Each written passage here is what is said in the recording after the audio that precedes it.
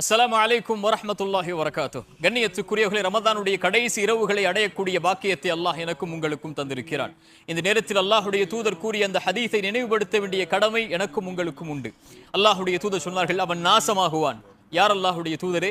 யாரை ரமதான் வந்தடைந்தும் அவர்களுடைய பாவங்கள் மன்னிக்கப்படாமல் ரமதான் அவர்களை விட்டு கடந்து செல்கிறது என்றால் அவர்கள் நாசமாகுவார்கள் என்று அல்லாஹுடைய தூதர் ஸல்லல்லாஹு அலைஹி வஸல்லம் அவர்கள் சொன்னார்கள். அல்லாஹ்விற்கு செய்த பாவங்களுக்காக ரமதானில் மன்னிப்பை தேடிய பலர் நம்மில் உண்டு. ஆனால் மனிதர்களுக்கு செய்த பாவங்களுக்காக மன்னிப்பை தேடிய மக்கள் நம்மில் உண்டா? மனிதர்கள் மன்னிக்காமல் அல்லாஹ் எப்படி மன்னிப்பான்? அந்த நிலையில் ரமதானை கடந்தால் நாமும் இந்த அல்லாஹுடைய தூதருடைய சாபத்திற்கு உள்ளானவர்களாக ஆக மாட்டோமா? அல்லாஹுடைய தூதர் ஸல்லல்லாஹு அலைஹி வஸல்லம் சொன்னார்கள், பரம ஏழை யார் என்று சஹாபாக்களை பார்த்து கேட்கும் போது சஹாபாக்கள் பரம ஏழை யார் என்றால் அவர்கள் தீனார் திர்ஹம் செல்வம் இல்லாதவர்கள் தான் அல்லாஹுடைய தூதர் என்ற பதிலை முற்படுத்தும் போது அல்லாஹுடைய தூதர் சொன்னார்கள், பரம ஏழை என்பவன் நாளை மறுமையில் தொழுகையோடு, நோன்போடு, ஹஜ்ஜோடு, வணக்க வழிபாடுகளோடு, ஏன் லைலத்துல் கத்ர் போன்ற 1000 மாதங்களை விட பல இரவுகளை சுமந்திருக்கக்கூடிய இரவுகளை சுமந்து வருவான். ரமதானை சுமந்து வருவான். பல ஆண்டுகளுடைய நோன்போடு ஹஜ்ஜோடு வருவான். ஆனால் அவன் ஒரு மனிதனை பற்றி புறம் பேசியிருப்பான். ஒரு மனிதனுடைய மானத்தை பற்றி பேசியிருப்பான். ஒரு மனிதனுடைய உள்ளத்தை காயப்படுத்தி இருப்பான். அவர் இல்லாத சபையில் அவர் மீது அவதூறை கூறியிருப்பான். அவனுடைய உள்ளத்தை நோகடித்திருப்பான். அவனுடைய செல்வத்தை சூறையாடி இருப்பான். அவனோடு பகைத்திருப்பான், அடித்திருப்பான், அவனோடு சண்டையிட்டு இருப்பான். அதன் காரணமாக இவருடைய நன்மைகள் அவருக்கு பகிரப்படும். தொழுகை பகிரப்படும், நோன்பு பகிரப்படும், ஹஜ்ஜு பகிரப்படும். 1000 மாதங்களை விட சிறந்த லைலத்துல் கத்ருடைய இரவுகளை நின்று வணங்கிய வணக்க வழிபாடுகள் பகிரப்படும். நன்மைகள் பகிரப்பட்டு எந்த நன்மையும் பகிர்வதற்கு இல்லாமல் அவர்கள் செய்த பாவங்கள் அனைத்தும் இவன் மேல் சுமத்தப்பட்டு நன்மைகளோடு வந்த இந்த மனிதன் நாளை மறுமையில் நரகத்திலே மற்றவர்களுடைய பாவங்களால் நரகத்திலே தூக்கி வீசப்படக்கூடிய இந்த மனிதன் தான் பரம ஏழை என்று அல்லாஹுடைய தூதர் ஸல்லல்லாஹு அலைஹி வஸல்லம் சொன்னார்கள். இருவர் நாளை மறுமையிலே அல்லாஹ்வுடைய சன்னிதானத்தில் வாக்குவாதத்தில் ஈடுபடுவார்கள். யா அல்லாஹ், இவன் எனக்கு அநீதம் இழைத்திருக்கிறான் என்று அந்த மனிதன் சொல்லுவான். அல்லாஹ் கூறுவான், இந்த அநீதத்திற்காக நன்மையை பகிர்ந்தளி என்று அந்த அடியானை பார்த்து அல்லாஹ் சொல்லுவான். அவன் சொல்லுவான், யா அல்லாஹ், எனக்கு என்னிடத்தில் எந்த நன்மையும் இல்லை பகிர்வதற்கு. அப்படியா யா அல்லாஹ், என்னுடைய பாவங்களுடைய சுமையை இவன் மீது சுமத்தி வை என்று அந்த அடியான் அல்லாஹ்விடத்திலே வாதிடுவான். அவனுடைய பாவங்கள் அவன் மீது சுமத்தப்படும். அல்லாஹ்வுடைய தூதர் ஸல்லல்லாஹு அலைஹி வஸல்லம் இந்த செய்தியை சொல்லும் போது தாரை தாரையாக அழுதவர்களாக சொன்னார்கள். அது மகத்தான நாள். அந்த நாளில் பிறருடைய தன்னுடைய சுமையை பிறர் சுமப்பதையே பிற மனிதர்கள் விரும்புவார்கள். ஆம், தந்தை தன் தாயை விட்டு, பெற்றோர்கள் பிள்ளைகளை விட்டு, கணவன் மனைவியை விட்டு, சகோதரன் சகோதரியை விட்டு, நண்பன் நண்பனை விட்டு, ஒவ்வொருவரும் தன் நிலைமையை முற்படுத்தி தாய் வந்து சொல்லுவாள், யா அல்லாஹ், என் மகனை வைத்துக்கொள், ஒட்டுமொத்த உலகத்தையும் வைத்துக்கொள், எனக்கு விடுதலை அளி என்று சொல்லக்கூடிய அந்த நாளை பயந்து கொள்ளுங்கள் என்று அல்லாஹ்வுடைய தூதர் ஸல்லல்லாஹு அலைஹி வஸல்லம் சொன்னார்கள். அது மகத்தான நாள் என்று சொன்னார்கள். இந்த பாவங்களுக்காக மன்னிப்பை தேடினோமா? ரமதானிலும் ரமதானுக்கு முன்னாலும் எத்துணை பேருடைய உள்ளங்களை காயப்படுத்தி இருப்போம். எத்துணை பேருடைய குறைகளை வெளிப்படுத்தி இருப்போம். எத்துணை பேருடைய மானங்களை பற்றி பேசி இருப்போம். எத்துணை பேரின் மீது அவதூறுகளை சொல்லி இருப்போம். எத்துணை பேரோடு சண்டையிட்டு இருப்போம். எத்துணை பேரோடு பகைத்திருப்போம். இதே நிலையில் ரமதான் நம்மை கடந்து சென்றால் நாமும் இந்த குற்றவாளியாக ஆக மாட்டோமா? மன்னிப்பை தேடுங்கள். பெற்றோரிடத்திலே சென்று மன்னிப்பை தேடுங்கள். பிள்ளைகளிடத்திலே மன்னிப்பை தேடுங்கள். கணவன் மனைவியிடத்தில், மனைவி கணவனிடத்தில், நண்பன் நண்பனிடத்தில், சகோதரன் சகோதரனிடத்தில், தெரிந்தவர் தெரியாதவரிடத்தில் என எல்லோரிடத்திலும் மன்னிப்பை தேடக்கூடிய மனிதர்களாக மாறுங்கள். இன்னொரு மன்னிப்பு அல்லாஹ்வின் மன்னிப்பு.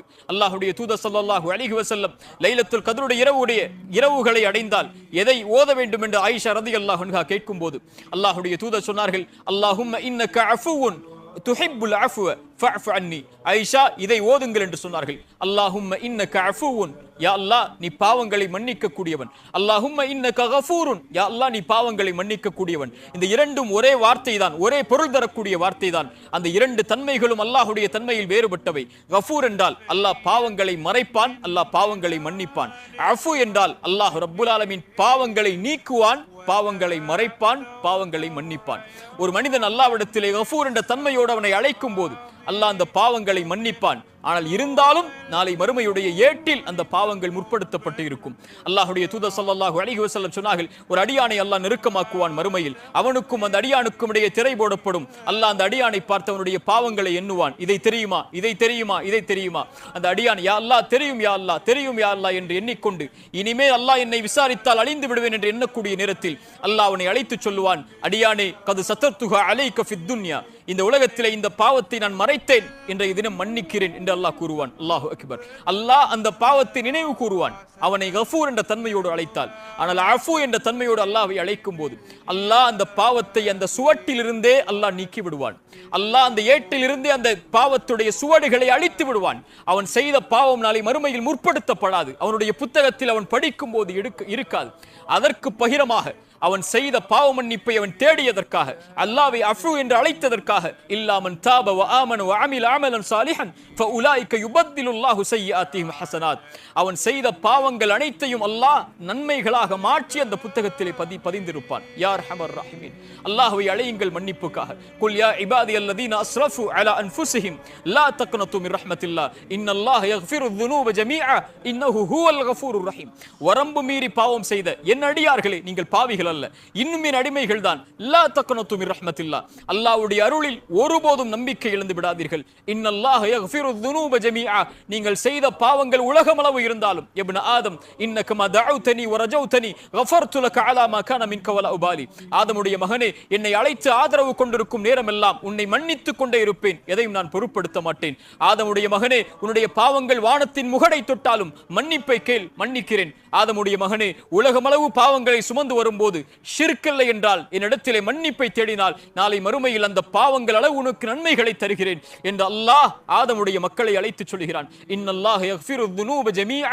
அல்லாஹ் எல்லா பாவங்களையும் மன்னிப்பான். மன்னிப்பை தேடுவதற்காக விரையுங்கள். பாலைவனத்திலே உணவையும் வாகனத்தையும் தொலைத்த மனிதன் அந்த பாலைவனத்துடைய மண்ணில் இனிமேல் வாழ்வதற்கு அவகாசம் இல்லை, மரணம்தான் என்று உறங்கி மறுபடியும் விழித்து பார்க்கும் போது அவனுடைய வாகனமும் உணவும் நிற்கும் போது அவன் மகிழ்ச்சியில் அல்லாஹ்வை பார்த்து உயிர் போய் கிடைத்த மகிழ்ச்சியில், யா அல்லாஹ் நீ என் அடிமை, நான் உன் எஜமானன் என்று அவனுடைய ஆச்சரியத்தில் அவனுடைய ஆனந்தத்துடைய எல்லையை மீறி தவறழைத்து சொல்லக்கூடிய இந்த மனிதன் அடையக்கூடிய மகிழ்ச்சியை விட அல்லாஹ் ரப்புல் ஆலமீன் தன்னை விட்டு நீங்கி, தொழுகையை விட்டு நீங்கி, குர்ஆனை விட்டு நீங்கி, திக்ரை விட்டு நீங்கி இருக்கக்கூடிய அடியான் தன்னிடத்திலே வரும்போது அல்லாஹ் எல்லையற்ற மகிழ்ச்சியோடு அங்கீகரிக்கிறான்.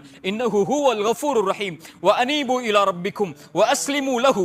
அவனிடத்திலே திரும்பி உங்களை அவனிடத்திலே ஒப்படைத்து விடுங்கள். அல்லாஹ் ரப்புல் ஆலமீன் அவனுடைய வேதனையை உங்களுக்கு கொடுப்பதற்கு முன்னால், ரமதான் செல்வதற்கு முன்னால் மன்னிப்பை தேடுங்கள். அல்லாஹ்விடத்தில் குற்றங்களுக்காக மன்னிப்பை தேடுங்கள். அல்லாஹ் மன்னிப்பதற்காக கரமேந்தி காத்துக் கொண்டிருக்கிறான். நம்முடைய பாவ மன்னிப்பை நமக்கு கொடுப்பதற்காக அவனை அழையுங்கள். ரமதானை நாம் கடந்துவிட செய்துவிடக் கூடாது. நம்முடைய பாவங்களுக்கான மன்னிப்பை முழுமையாக அல்லாஹ்விடத்திலே தேடி அல்லாஹ்விடத்திலே இந்த பாவங்களுக்காக இனிமேல் நெருங்க மாட்டேன் என்ற வாக்குறுதியை கொடுத்து சுத்தமானவர்களாக ரமதான் நம்மை விட்டு கடக்காமல், அதுபோல் மனிதர்களிடத்திலே செய்த பாவங்களுக்காக அது யாராக இருந்தாலும் அது எவராக இருந்தாலும் அல்லாஹ் நம்முடைய பாவங்களை மன்னிப்பதை விரும்புகிறான்.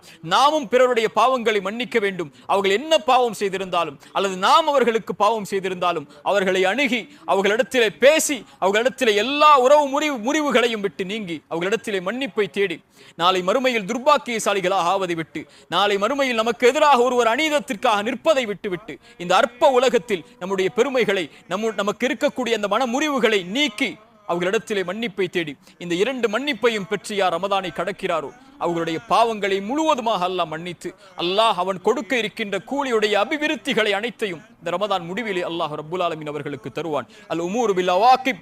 முடிவை கொண்டுதான் காரியங்கள் முடிவெடுக்கப்படுகிறது. என்ன பிழைகளை இந்த ரமதானில் செய்திருந்தாலும் இருக்கக்கூடிய இந்த நேரங்களை அல்லாஹ்விற்காக, அல்லாஹ்வுடைய தீனுக்காக, குர்ஆனுக்காக, திக்ருக்காக, தொழுகைக்காக நம்மை நாம் சீர்திருத்துவதற்காக நாம் அதை கழித்தால் இந்த இறுதியை கொண்டு அல்லாஹ் நமக்கு முழு ரமதானுடைய கூலிகளையும் முழுமைப்படுத்தி தருவான். அல்லாஹ் அந்த நர்பாக்கியசாலிகளாக என்னையும் உங்களையும் ஆக்கட்டும். ஜஸாக்குமுல்லாஹு கைரன். பாரக்கல்லாஹு ஃபீக்கும். அகூலு கௌலி ஹாதா அஸ்தக்ஃபிருல்லாஹ் லீ வலக்கும். அஸ்ஸலாமு அலைக்கும் வரஹ்மத்துல்லாஹி வபரகாத்துஹு.